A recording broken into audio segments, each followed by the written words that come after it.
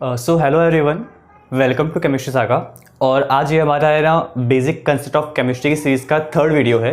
जैसा कि आपको इसके अंदर है ना केमिस्ट्री के जो कंसेप्ट है वो और जो शॉर्ट ट्रिक्स है वो देखने को मिलेगी। इसमें ना मैं ऑलरेडी 2 वीडियोस अपलोड कर चुका हूँ। एक है short trick for periodic table कि आपको उसको कैसे लर्न करोगे, और दूसरा मैंने अपलोड किया था how to write electronic configuration of the एटलॉक एलिमेंट्स। ओके, आज ये थर्ड वीडियो है and it is very important that short trick for hybridisation and not only for hybridisation but also for shape. क्योंकि देखो ये जो क्वेश्चन है ना ये ना एक तो अगर आप कोई ऑनलाइन एग्जाम दे रहे हो या MCQ वाले एग्जाम दे रहे हो, चाहे कोई कंप्यूटर एग्जाम्स हैं, जेम की हो, नेट की हो, गेट की हो, उन सब में ना ये क्वेश्चन आता ही आता है कि तुम्हें कोई भी आपको ना मॉलिक्यूल दिया होगा, उसका आपको हाइब्रिडेशन निकालना होगा और शेप फाइंड करना होगा, है ना, दोनों ही फाइंड करने होंगे। तो ये जो शॉर्ट ट्रिक आज की है ये इसी के लिए हेल्पफुल है। आप इस शॉर्ट ट्रिक के हेल्प से ना कुछ ही मिनट्स में इन वेरी फ्यू टाइम्स आप उसका है ना शेप और हाइब्रिडेशन दोनों फाइंड कर सकते हैं। लेकिन आपको उसके लिए ना ये याद होना चाहिए जो मैंने यहाँ पे लिख के रखा है ये, ठीक है। ये अगर आपको एक बार याद हो जाएगा तो आप उसका शेप हाइब्रिडेशन निकाल सकते हैं। निकालना कैसे है उसको हम सीखते हैं, ठीक है। ये यहाँ पे मैंने देखो यहाँ पे 11 मॉलिक्यूल्स लिख के रखे हैं, सबका हम ना 1 बाय 1 निकालेंगे और देखेंगे कि किस तरह से ये ट्रिक काम में करती है। ओके, फर्स्ट वन कौन सा है? पहला है CH4, ठीक है। फर्स्ट ऑफ ऑल तो क्या हो, जैसे कि मान लो मॉलिक्यूल दिया है CH4 का है कि find the hybridisation and find the shape of the CH4 means methyl molecule. सबसे पहले आपको हर एक मॉलिक्यूल में ना जो पहला स्टेप है वो ये करना है, फाइंड करना है कि उसमें सेंट्रल एटम कौन सा है। और क्या फाइंड करना है? Central atom. ओके, अब ये सेंट्रल एटम क्या है तो याद रखो, अगर कुछ नहीं पता तो जाने दो, सिर्फ इतना याद रखो कि मॉलिक्यूल में जिस एटम का नंबर सबसे कम हो, यानी कि जो एटम सबसे कम नंबर्स में हो, वो होता है सेंट्रल एटम। जैसे देखो इस मॉलिक्यूल में ना 2 तरह के एटम्स हैं, एक कार्बन है और 4 हाइड्रोजन है। मतलब कौन कम है नंबर में? कार्बन। तो कार्बन क्या हो गया? सेंट्रल एटम हो गया, सही है। तो ये समझ में आ गया कि सेंट्रल एटम कैसे फाइंड करेंगे। इसमें कौन है central atom? Carbon.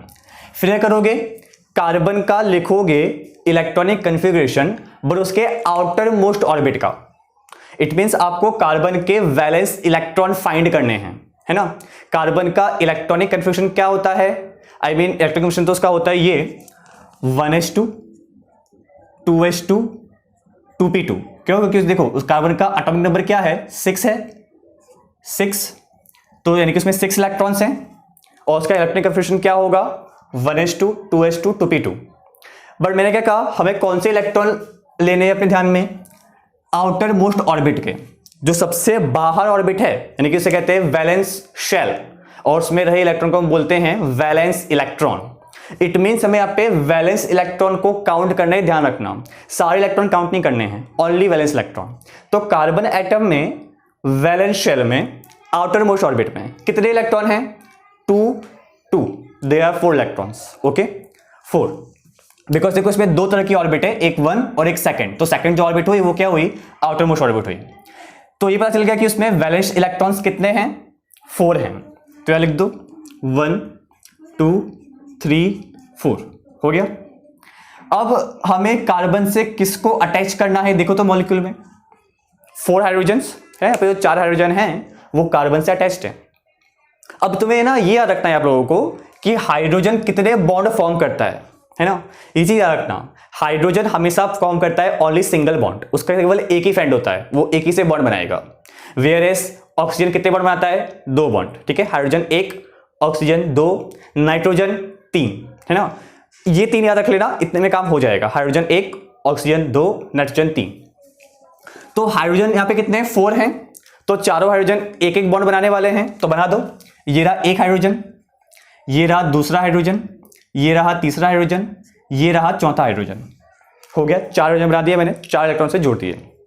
Single bond form हुआ है, वो क्या होगा? मेरा सिग्मा होगा, because single bond is always sigma.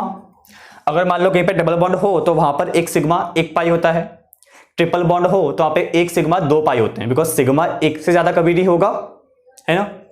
और इसलिए, और सिंगल बॉन्ड है तो ऑब्वियस सिग्मा होगा, बिकॉज पाई कभी भी अलोन अकेला फॉर्म नहीं होता। तो 4 सिग्मा बन गए।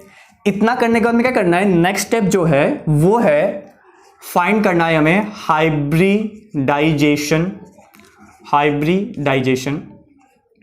State. It means value of z, देखो यहां लिखा हुआ है जेड, जेड मतलब क्या है, हाइब्रिडाइजेशन स्टेट।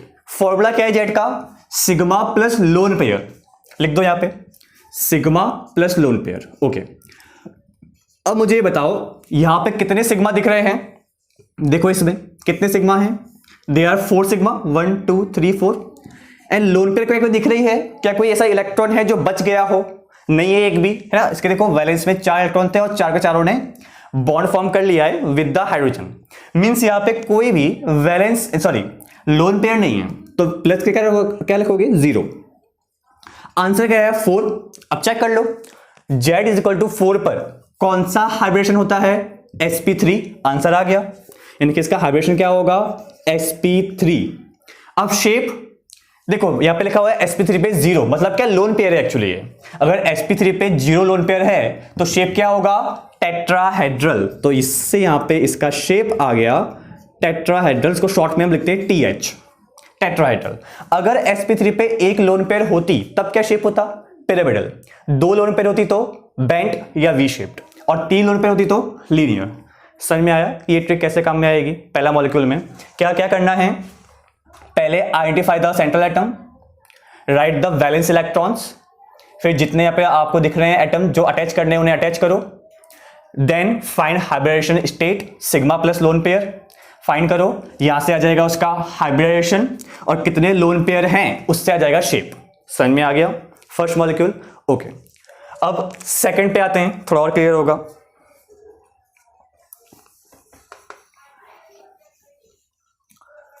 सेकंड है कौन सा है, XeF6। Okay, first of all क्या करेंगे, find the central atom. Central atom कौन होता है, जिसका नंबर कम हो। कौन कम है इसमें, सबसे कम ज़ेनॉन, Xe है। ओके, अब बात आती है कि ज़ेनॉन में वैलेंस शेल में कितने इलेक्ट्रॉन होंगे, कैसे पता करें, क्योंकि ज़ेनॉन का जो एटॉमिक नंबर जो है काफी ज्यादा है। आप इसका पूरा इलेक्ट्रिकल प्रेशर लिखोगे बहुत ही टीडियस है, इसलिए क्या करो, देखो ज़ेनॉन कौन से ग्रुप का है जानते हैं आप लोग, ये है इनर्ट गैस, है नोबल गैसेस है, 18th ग्रुप। और 18th ग्रुप में जो नोबल गैस होती हैं उनका ऑक्टेट कंप्लीट होता है, ये आपको पता होना चाहिए। इनका क्या, इनका ऑक्टेट कंप्लीट है। इट मींस क्या, इनके आउटर मोस्ट सेल में कितने इलेक्ट्रॉन्स होंगे, 8, ये फिक्स है, ठीक है। इट मींस ज़ेनॉन अगर आए तो उसमें कंफ्यूज नहीं होता है, हमें पता है कि वो 18th ग्रुप का है, इट मींस उसके वैलेंस शेल में 8 इलेक्ट्रॉन्स होंगे। तो लिख देता हूं मैं यहाँ पे 1 2 3 4 5 6 7 8। ओके, मैंने क्रॉस से यहाँ पे इलेक्ट्रॉन को शो कर दिया। अब क्या करना है, फ्लोरीन जोड़ना है। कौन, फ्लोरीन। फ्लोरीन ना कितने बॉन्ड फॉर्म करता है, तो याद रखना हैलोजन जो है वो फॉर्म करते हैं ओनली सिंगल बॉन्ड, है ना। हैलोजन कितने बॉन्ड फॉर्म करते हैं, single. Halogen, what is meaning of halogen, 17th group, है ना। पीरियड टेबल के अंदर 17th ग्रुप है हैलोजन का, और उनको याद रखने की शॉर्ट ट्रिक है, फूलो कलियो बहारों से आई आंटी, है ना। फूलो कलियो बहारों से आई आंटी, ये सबके सब हैलोजन हैं। सबके एक तो वैलेंस शेल में होते हैं 7 इलेक्ट्रॉन, और सबके सब खाली सिंगल बॉन्ड फॉर्म करते हैं मोस्ट ऑफ, है ना। अगर आपको ये शॉर्ट ट्रिक नहीं याद है या फिर आपको सबको शॉर्ट ट्रिक देखी है, तो मैंने कहा था, मैंने ऑलरेडी वीडियो अपलोड किया हुआ है पीरियड टेबल की शॉर्ट ट्रिक का, वहां से आप चेक कर सकते हैं। ओके, तो फिलहाल हमारा काम क्या है कि फ्लोरीन कितने बॉन्ड फॉर्म करेगा, ओनली सिंगल बॉन्ड। 6 फ्लोरीन है, जोड़ दो, एक ये रहा, एक यहाँ पे, एक यहाँ पे, एक यहाँ पे, 4 हुए, 5 6 हो गए। मींस कितने बॉन्ड, कौन से बॉन्ड बनाएगा ये, सिग्मा, सिंगल है, सिग्मा बनाएगा, ऑब्वियस सी बात है। तो 6 सिग्मा हो गए। अब देखो यहाँ पे 2 बचे हुए हैं, ये 2 दिख रहे हैं, 2 बचे हुए हैं, इन्हें हम कहते हैं लोन पेयर, है ना। क्या वर्ड यूज कर रहा हूं मैं, पेयर। पेयर मतलब सिंगल नहीं, डबल, है ना, याद रखना, इसलिए पेयर है, इसे कहते हैं लोन पेयर। तो अब यहां पे हम जेड कैसे फाइंड करेंगे, क्या फॉर्मूला होता है जेड का, sigma plus lone pair. Now how many sigmas are there, 1 2 3 4 5 6। How many lone pairs are there, only 1। It means 6 + 1, the answer will be 7।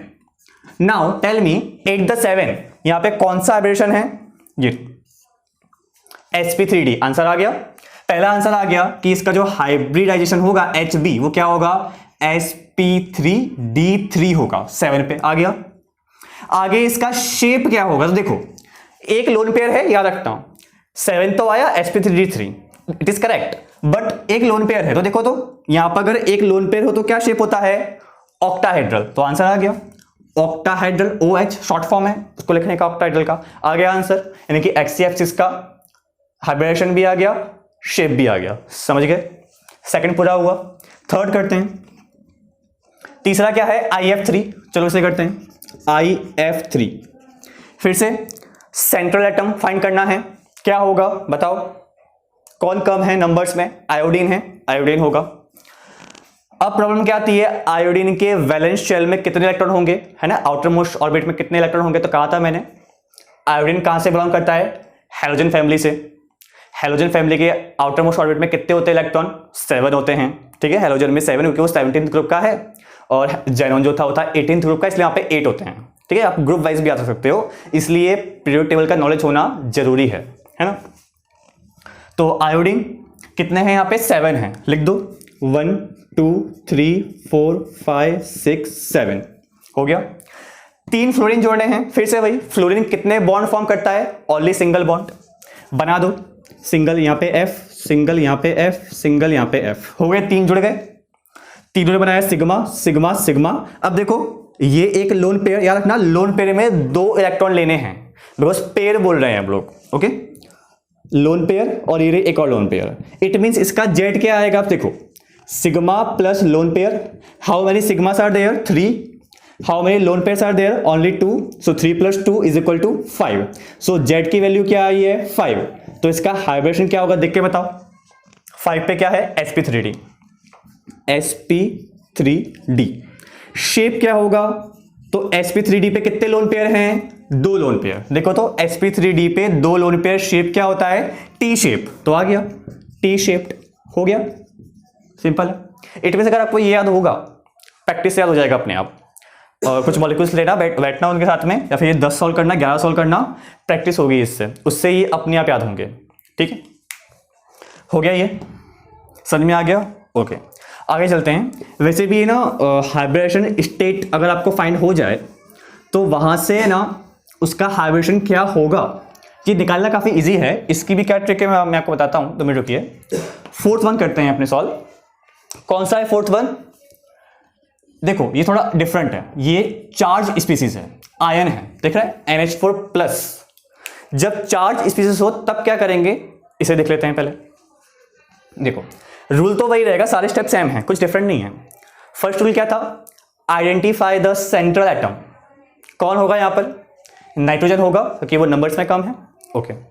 Nitrogen के आउटर मोस्ट ऑर्बिट में कितने electron होते हैं, देयर आर 5 इलेक्ट्रॉन्स, ओके। ये 15th group से belong करता है, इसलिए इसके आउटर मोस्ट ऑर्बिट में 5 इलेक्ट्रॉन्स हैं। सो 1 2 3 4 5, बस। यहां पे अब हमें ना एक बात का ध्यान रखना है, चार्ज स्पीसीज के लिए यहां क्या चार्ज है, प्लस है। प्लस का मतलब क्या होता है, इलेक्ट्रॉन दूर हुआ है ना, इलेक्ट्रॉन रिमूव हुआ है। मींस क्या करो, यहां से एक इलेक्ट्रॉन गायब कर दो, कर दिया गायब, बस बात पूरी हो गया, कुछ नहीं करना। अगर यहां पे होता नेगेटिव चार्ज तो मैं क्या करता, इलेक्ट्रॉन ऐड करता, ओके। यहां पॉजिटिव इसलिए इलेक्ट्रॉन रिमूव कर दिया है, ओके। आगे वही सब, यानी कि आगे सब कुछ वही सेम करना है। 4 H हैं, जोड़ दो चारों H को, सिंगल बॉन्ड बनाएंगे, 1 2 3 4, sigma sigma sigma sigma, okay.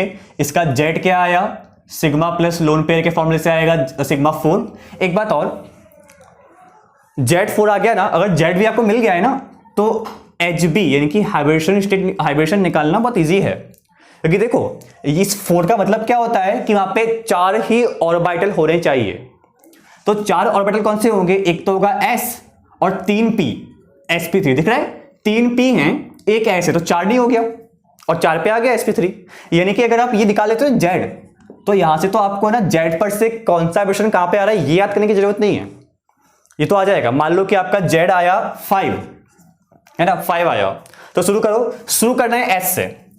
sp3 कितने हो गए ऑर्बिटल, 4 हो गए, 4 हो गए ऑर्बिटल्स, एक बचा है, तो p के बाद क्या आएगा, d आएगा, तो हो गया sp3d, है ना। मान लो कि आपका Z की वैल्यू 7 आई, तो यहां से हाइब्रिडेशन क्या होगा, तो फिर से शुरू कर दो, sp3 पहले लिखा, कितने हो गए ऑर्बिटल्स, 4 हो गए, एक S और 3p, कितने बचे, 3 बचे हैं अभी, तो क्या आएगा आगे, d3 कर दो, हो तो गया 1 देखो 3 3 6 और 1 7, समझ में आ गया। यानी कि जेड अगर निकल गया तो इसको निकालना बहुत इजी है।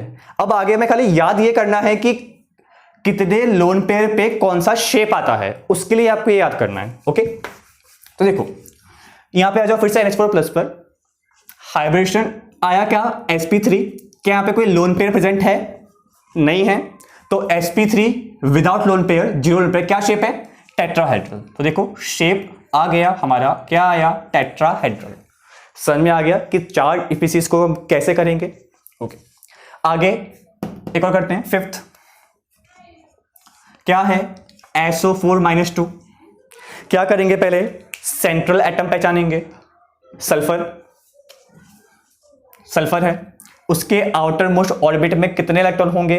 तो सल्फर कौन से ग्रुप से बिलोंग करता है, या फिर उसका इलेक्ट्रॉनिक कन्फिग्रेशन देख लो, या तो कौन से ग्रुप से बिलोंग करता है वो देख लो। जहां से तुम्हें निकालना होगा, तुम्हें निकालना क्या है? Valence electron. तो सल्फर ये बिलोंग करता है 16th ग्रुप से, है ना, उससे टीपो चाल्कोजेन फैमिली है ना। तो 16, तो इसके आउटर मोस्ट ऑर्बिट में 6 इलेक्ट्रॉन्स हैं, 6 हैं। तो बनाओ यहाँ पे 1 2 3 4 5 6।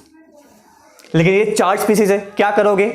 ऊपर -2 लिखा हुआ है, तो क्या करना होगा? माइनस मतलब क्या? इलेक्ट्रॉन आया है, इलेक्ट्रॉन पे नेगेटिव चार्ज है, तो इलेक्ट्रॉन आया तो क्या लेके आया? नेगेटिव चार्ज लेके आया। तो यहाँ पे 2 इलेक्ट्रॉन एक्स्ट्रा लिखने पड़ेंगे हमें। देखो मैंने लिख दिए है, इसे भूलना मत वरना आंसर गलत आएगा। ठीक है, 4 स्पीसीज में ध्यान रखना है। 4 स्पीसीज में प्लस लिखा है तो इलेक्ट्रॉन यहां से मिटा दो, माइनस लिखा है तो इलेक्ट्रॉन को ऐड कर दो। ठीक है, अब क्या करना है? देखो अब यहां पे ऑक्सीजन, कितने ऑक्सीजन है? There are 4 oxygens.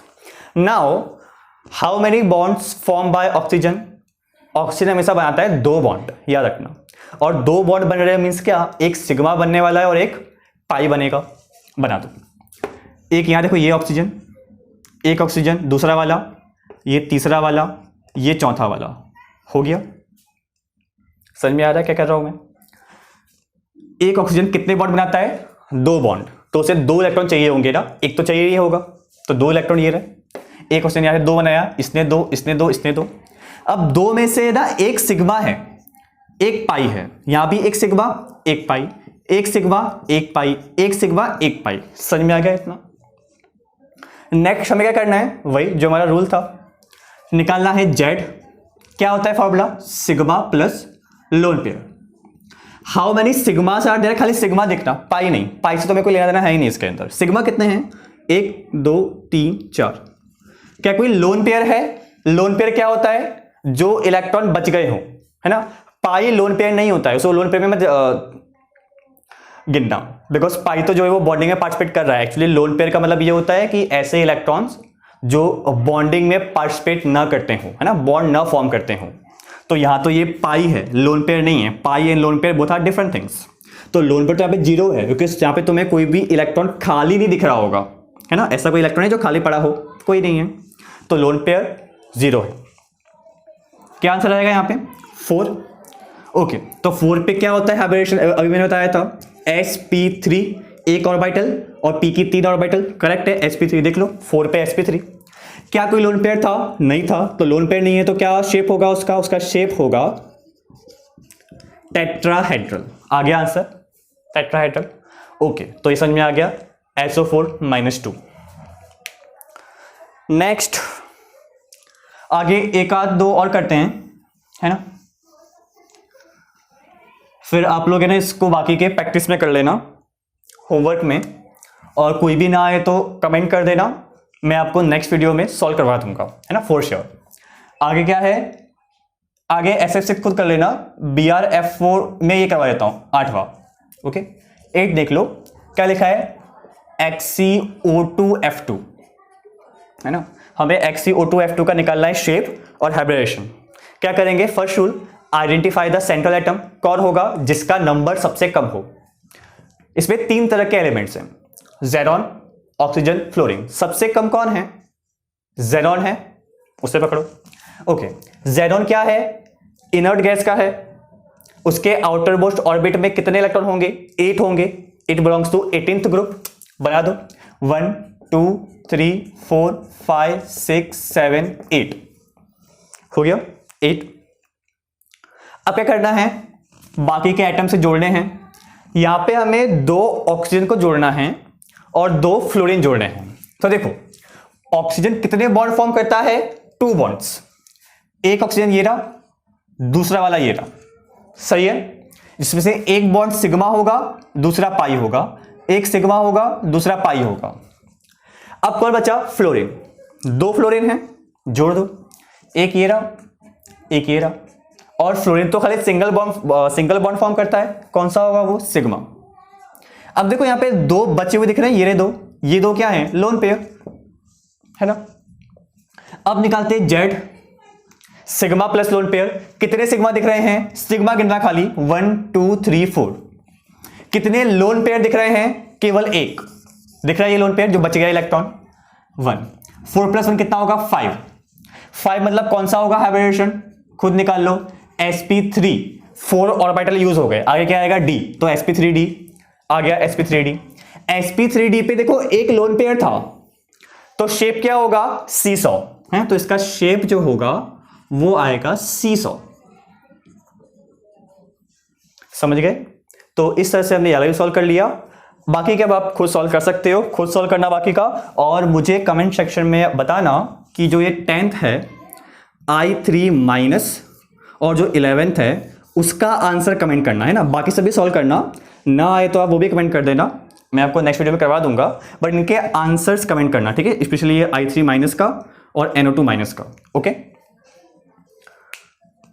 तो देखो अब हमने ना ये तो देख लिया कि ना किसी मॉलिक्यूल का हाइब्रिडेशन कैसे निकालना है और शेप कैसे फाइंड करना है, इसकी शॉर्टकट में देख लिए, हम निकाल लेंगे, सब सही है। पर ना मेजर स्टूडेंट को प्रॉब्लम ये होती है कि मॉलिक्यूल का शेप तो हमने निकाल लिया, बट ना वो शेप एक्चुअली होता कैसा है, स्पेस में वो कैसा दिखता होगा, we don't know about it, confusion होता है इस बारे में, ठीक है। स्पेशली ना कई बार क्या होता है कि ना MCQ में ऐसा पूछा होता है कि SF6 का शेप क्या है बताओ, वहाँ पे शेप ऐसा लिखा नहीं होगा कि स्क्वायर पिरामिडल या फिर स्क्वायर प्लेनर, वहाँ सीधे शेप बना होगा। तो ऐसे में आपको शेप कैसा दिखता है ये बताना बहुत ज़रूरी है। एंड सेकंड जो इसका एस्पेक्ट है वो ये है, जब आप पढ़ोगे सिमेट्री या ग्रुप थियोरी, वहाँ पे आपको अलग अलग जो मॉलिक्यूल्स उनके ना पॉइंट ग्रुप्स निकालने होंगे, वहाँ बहुत ज़रूरी है कि आपको शेप का नॉलेज होना ही चाहिए, अदरवाइज आप उसके अंदर पॉइंट ग्रुप निकाल ही नहीं सकते। इसलिए ना यहाँ मैंने ना जितने भी अभी हमने शेप्स देखे, सारे शेप बनाए हुए हैं, 1 बाय हम सबको पढ़ते हैं, समझते हैं कि वो है ना स्पेस में कैसे दिखते होंगे, ठीक है। तो चलो फिर चलते हैं मॉलिक्यूल के शहर में, जहाँ पे हमारा फर्स्ट मॉलिक्यूल है सबसे सिंपल लीनियर, है ना। ये तो लीनियर है, मतलब कैसा होगा, it is type of AB2 molecule, है ना। इसलिए देखो बीच में B है और आसपास 2 A हैं, ओके। तो ये है लीनियर, एकदम सीधा है, लीनियर है। और यहाँ पे जो ये बनेगा बॉन्ड एंगल, तुम देख सकते हो आप लोग कि वो है ना 180 डिग्री का बनने वाला है, सिंपल मॉलिक्यूल एकदम हो जाएगा। नेक्स्ट देखो ट्राइगोनल प्लेनर, नाम क्या है, ट्राइगोनल या फिर ट्राइएंगुलर, कि क्या होगा, एक ट्राइंगल बनने वाला है। और क्या नाम लिखा है, प्लेनर। प्लेनर का मीनिंग समझना, प्लेनर का मतलब ये होता है कि वो सब चीज़ें कि प्लेन के अंदर है, ठीक है। मीन्स वो 2D है, 3D नहीं है ना। प्लेनर मतलब क्या, 2D है, इसी प्लेन में, यानी कि इसी प्लेन में A है, इसी प्लेन में B है, इसी प्लेन में ये वाला B और ये वाला B एक ही प्लेन में है, इसलिए नाम क्या है, ट्राइगोनल प्लेनर, ठीक है। और इसके यहाँ पे जो ये बॉन्ड एंगल होगा वो क्या होगा, 120 डिग्री, है ना। यानी कि ये जो ब्लैक कलर से बनाया ना ये बॉन्ड है, एक्चुअल में जो रेड कलर से बनाया है वो कोई बॉन्ड नहीं है। ऐसा मत समझना कि ये B और B के बीच में ये बॉन्ड बना हुआ है, no, it is not a bond. खाली इस मॉलिक्यूल के शेप को बताने के लिए हम ये बनाते हैं एजेस, ठीक है। ये जो रेड कलर का यहाँ पे तुम्हें जितना भी दिख रहा है आप लोगों को, वो कोई बॉन्ड नहीं है, वो खाली मॉलिक्यूल के शेप्स को दिखाने के लिए बताया जाता है, ठीक है। तो ये हो गया ट्राइगोनल प्लेनर। आगे है बेंट, देखो ये बेंट शेप है। बेंट शेप कैसा होता है, उसमें सेंट्रल एटम जो A है वो होगा सेंटर में, और 2 जो होंगे एटम्स वो है ना ऐसे लगेंगे कि उसका शेप बेंट बन रहा होगा, झुका हुआ होगा। बेंट मतलब क्या, झुका हुआ। या फिर इसका एक और नाम होता है, वो होता है इन्वर्टेड V शेप्ड, है ना। दिख रहा है ये V बना है, V ऐसा होता है, लेकिन ये उल्टा V है। उल्टा मतलब क्या, इंग्लिश से कहते हैं, उसके लिए वर्ड होता है इन्वर्टेड, दैट्स वाई नाम क्या है, इन्वर्टेड V शेप्ड भी इसको हम बोलते हैं। ये ऐसा होता है, ओके, यानी कि ऐसा होगा इस तरह से, और ऊपर लोन पेयर होगी। एक्चुअली H2 हमारा ऐसा होता है, और H2 में क्या होता है, देखो ऐसा होता है ना H2, यहाँ पे O, यहाँ पे H, यहाँ पे H, और यहाँ पे 2 होते हैं लोन पेयर। कितने लोन पेयर होते हैं, there are 2 lone pairs, okay. और ये लोन पेयर की वजह से ये शेप बेंट हो जाता है, झुक जाता है। आगे है टेट्राहेड्रल, है ना, मोस्ट इंपॉर्टेंट टेट्राहेड्रल। देखो इसका नाम क्या है, टेट्राहेड्रल। टेट्रा मतलब क्या होता है, ऑल ऑफ यू नो, 4। हेड्रल मतलब क्या होता है, सरफेस और प्लेन, सरफेस या प्लेन, यानी कि यहाँ पे 4 प्लेन्स हैं, 4 सरफेस है यहाँ पे। ओके, तो यहाँ पे ये 4 सरफेस कैसे आए, ठीक है, इस समझते हैं। देखो तुम्हें आप लोगों को ये दिख रहा है कि यहाँ पे जो ए है वो कहाँ पर है, मिडल में है ना। तो कुछ देर के लिए मान लो कि मैंने ऐसा बनाया हुआ है, यहाँ पे जो ए है ना वो एकदम मिडल में है, सेंटर में ए है, सेंटर में ए है। अब देखो ये टॉप का बी है, सबसे ऊपर बी ये रहा, दिख रहा है ऐसा, सबसे ऊपर बी ये रहा, दूसरा बी ये रहा रेड वाला मार्कर, तीसरा बी ये रहा ब्लू वाला मार्कर, और चौथा बी ये रहा जो पीछे है ब्लैक वाला मार्कर। चारों बी दिख गए, समझ में आ गया। सेंटर में ए है, टॉप पे बी है, एक ये बी, एक ये बी, एक बी, ये तीनों जो कलर के मार्कर वो 3 बी है और एक ऊपर बी है, समझ में आ गया। अब इसके 4 सरफेस कैसे वो ध्यान से देखो। इसका देखो, इसका एक सरफेस देखो ये रहा, दिख रहा है एक सरफेस, ये देखो दूसरा सरफेस, ये देखो पीछे वाला ये तीसरा सरफेस, थर्ड सरफेस है, और चौथा ये रहा देखो जहां पे पिरामिड बना होगा एक, तो देख रहा है ये शेप आपको दिख रहा है ये पिरामिड जैसा है, लेकिन नीचे एक सरफेस है, मतलब यहाँ पे 4 सरफेस हुए, एक ये रहा, दूसरा, तीसरा और चौथा जो नीचे का है बॉटम वाला। It means there are 4 surfaces, that's why the name is tetrahedral. समझ में आया कि इसका नाम टेट्राहेड्रल क्यों पड़ा, क्योंकि यहाँ पे 4 सरफेस आए होते हैं। ओके, आई होप ये आपको क्लियर हुआ। आगे कौन सा है, पिरामिडल, है ना। पिरामिडल में क्या है, देखो ऊपर एक लोन पेयर है। एक्चुअली क्या होता है कि जो टेट्राहेड्रल होता है ना, अगर उसी में एक लोन पेयर हो, मान लो कि मैं इस बी को निकाल दूं और लोन पेयर ले आऊं, तो ये शेप तुम्हें क्या, ये शेप आपको कैसा दिखेगा, ऐसा दिखेगा ना, पिरामिडल, यानी ओनली ये पिरामिड है ना, क्या है, खाली ये पिरामिड है बस, यानी कि एक नीचे एक यहाँ पे नीचे 3 बी है और ऊपर लोन पेयर है, पूरा एक पिरामिड बना हुआ है ना, और ऊपर एक लोन पेयर होगा। तो टेट्राहेड्रल में अगर एक लोन पेयर हो तो बनता है पिरामिड, और यहाँ पे अगर 2 लोन पेयर हो तो सोचो क्या बनेगा, अगर मैं इस बी को भी निकाल दूं फिर ये क्या है, बेंट है ना। तो जो भी मैंने यहाँ पे शॉर्ट ट्रिक लिखवाई थी ना, उसको भी याद करने का ये ट्रिक अपने माइंड में आप रख सकते हैं कि sp3 पे एक भी लोन पेयर ना हो तो टेट्राहेड्रल, एक लोन पेयर हो तो निकाल दो बी को, क्या बनेगा, पिरामिडल, और यहाँ से एक और लोन पेयर हो तो क्या बन जाएगा शेप, बेंट। समझ गए, ऐसे भी आप इसे याद रख सकते हो, बहुत इजी रहेगा याद रखना, ठीक है। इसलिए शेप की नॉलेज होना जरूरी है। आगे आते हैं ट्राइगोनल बाय पिरामिडल पे, इसका शॉर्ट फॉर्म होता है TBP, ट्राइगोनल बाय पिरामिडल। अब देखो ये कैसा होता है, ट्राइगोनल क्या होता है ये तो पता है, अभी यहाँ पे क्या था, ये रहा ट्राइगोनल, एक ट्राइंगल है प्लेन में, यहाँ पे क्या वो ट्राइंगल देख पा रहे हो, ये रहा ABBB, ये एक ट्राइंगल है ना, एक ट्राइंगल है प्लेन में। अब क्या है, एक बी ना इस ट्राइंगल के ऊपर है, एक बी इस ट्राइंगल के नीचे है। जैसे फॉर एग्जांपल मान लो मेरी जो ये नोटबुक है ना, अभी कुछ टाइम के लिए ऐसा मान लो, वैसे तो है ये रेक्टेंगुलर, मान लो कि ट्राइगोनल है, ये एक प्लेन है, कैसा प्लेन है ये, ट्राइंगुलर प्लेन है। तो यहाँ पे बीच में एक ए है और 3 बी हैं, एक बी ये रहा, एक ये रहा, एक ये रहा, ये 2 कॉर्नर्स पे, ये 2 कॉर्नर बी, ठीक है। ये ऐसा, अब ये ऐसा है ना, देखो ये जो ट्राइंगल है वो ऐसा है, ऐसा सोया हुआ है, ऐसा है, मैं इसको ऐसे कर देता हूँ, ठीक है। ये रहा अपना ट्राइंगुलर प्लेनर, एक ही प्लेन में है। अब जो एक बी होगा ना, एक बी वो यहाँ ऊपर होगा, ऊपर, ये देखो ये दिख रहा है, ये रहा बी, ये ऊपर है ना। अब ये बी को देखो, इस वाले बी को है ना प्लेन में जो 3 बी थे उनसे कनेक्ट किया हुआ है, दिख रहा है। ये जो बी है इसको यहां से भी कनेक्ट किया है, इस बी को यहां से भी कनेक्ट किया है, इस बी को यहां से भी कनेक्ट किया है। तो दिख रहा है यहाँ पे एक बन रहा है पिरामिड, है ना। इस अगर मैं इसको ऊपर टॉप पर रखूं बी को, तो यहाँ पे एक ऐसा पिरामिड बनेगा, ठीक है। तो एक पिरामिड ऊपर बना, सेम एक बी नीचे भी है, तो उससे भी क्या बनेगा, एक पिरामिड बनेगा। अगर मैं उसको सारे बी से जोड़ दूं, ऐसा ये बी है, ये नीचे बी है, इसको यहां से जोड़ूं, फिर यहां से जोड़ूं, फिर यहां से जोड़ दूं, तो एक पिरामिड बनेगा। यानी कि ट्राइंगल है और 2 पिरामिड है, ट्राइंगल ऊपर एक पिरामिड नीचे एक पिरामिड, तो नाम क्या हो गया, ट्राइंगल बाय पिरामिडल, है ना। ट्राइंगल और 2 पिरामिड है, बाय मतलब क्या, 2। समझे ये शेप कैसा होता है, ट्राइगोनल बाय पिरामिडल, है ना। PCL5 का होता है, काफी फेमस है वो PCL5। आगे देखो सीसो। अब देखो ये सीसो, इसका नाम क्यों है, गार्डन में सीसो देखा होगा, है ना, खेलने कूदने का। सीसो कैसा होता है, ऐसा होता है, उस पर ना इस तरह का होता है ना, यहाँ पे इस तरह से, यहाँ पे बैठते हैं तो ये ऊपर हो जाएगा और नीचे हो जाएगा, ठीक है, ये है। अब ये सीसो हवा में तो होगा नहीं, जमीन से जुड़ा होगा, कैसे जुड़ा होगा, एक ऐसे एक उस तरह, यानी कि ये सीसो है तो दो जो उसके होंगे जो जमीन से उसको जोड़ के रखे होंगे, इस तरह से दो होंगे, इस तरह से, है ना। अगर ये पूरा सीधा सीसो है तो दो ऐसे होंगे, तो वही यहां पर है, ये है ना, ये सीसो है और ये दो उसको सपोर्ट करने के लिए जमीन पे, तो इसलिए जो शेप होता है इसका नाम होता है सीसो शेप। ओके, नेक्स्ट है ऑक्टाहेड्रल, शॉर्ट में इसको बोलते हैं OH, वेरी इंपॉर्टेंट ऑक्टाहेड्रल।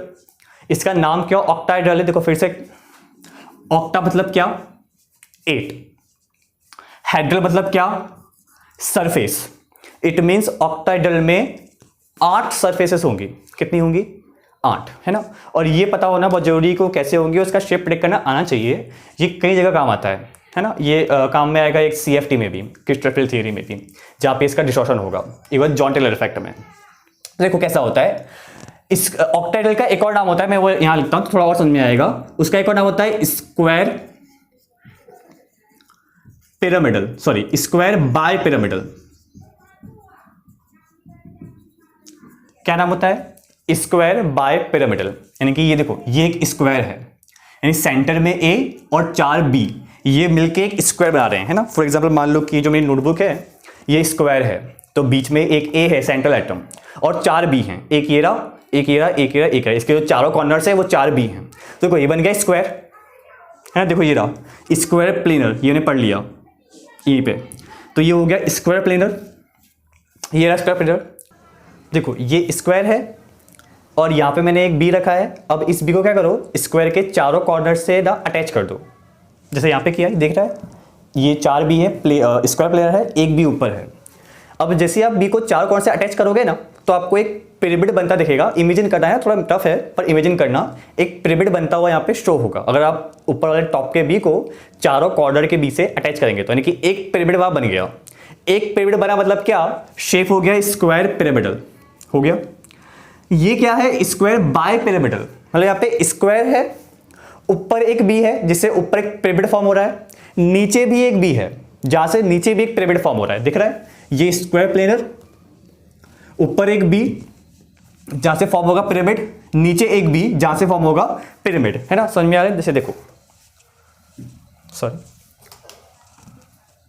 ये रहा, मैं स्क्रीन थोड़ा रफ कर रहा हूं, ए यहां पे देखो ये 4 बी हैं, ये बन गया स्क्वायर प्लेनर, एक बी ऊपर है जिसको जोड़ो चारों से, तो ऊपर ये बन गया पिरामिड, और सेम ऐसा ही क्या करना, नीचे बना लेना तो हो जाएगा, है ना। फिर क्या शेप हो जाएगा, स्क्वायर बाय पिरामिडल, है ना।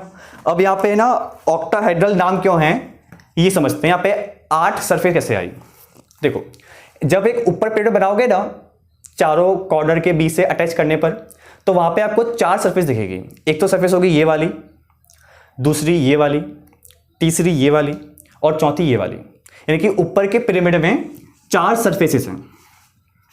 तो नीचे जो पिरामिड बना होगा वहां भी कितनी सरफेस होंगी, 4, एंड 4 + 4 कितना हो गया, 8। इट मींस इसके अंदर 8 सरफेसेस हैं, that's why the name is octahedral, समझ गए। तो ये है ऑक्टाहेड्रल शेप। लास्ट में आता है पेंटागोनल बायपिरामिडल, जैसे ये था स्क्वायर बायपिरामिडल, वैसे ये क्या है, पेंटागोनल बायपिरामिडल, कि एक पेंटागोनल है, ये रहा पेंटागोनल, और बायपिरामिडल ऊपर एक पिरामिड है जो कि इस बी से बनेगा, अगर आप इस बी को सारे बी से कनेक्ट कर दोगे तो ये बन जाएगा, और नीचे वाला जो बी है सेम वो भी एक पिरामिड फॉर्म करेगा, यानी कि ऊपर का एक बी और नीचे का एक बी दोनों पिरामिड फॉर्म कर रहे हैं, और बीच में है ये पेंटागोनल, यानी कि नाम हो गया पेंटागोनल बायपिरामिडल, ठीक है। तो आई होप आपको ये सारे शेप्स समझ में आए होंगे, and thank you so much for watching.